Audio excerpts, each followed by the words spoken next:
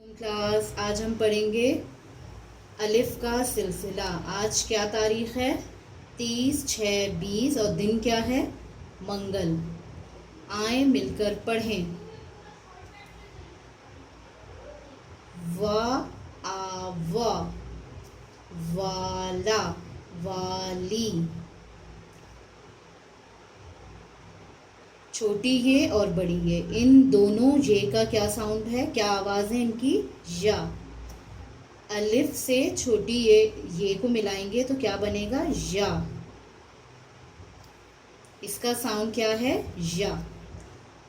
वाला, वाली, वाले, वाह, पाया, जाया, लाया, ताया।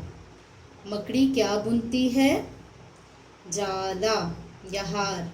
क्या बुनती है, उस पर आपने टिक लगाना है। शेर कहाँ रहता है? बाग में या गार में? इस पे टिक लगाना है आपको। ओके, अल्लाह हाफिज़।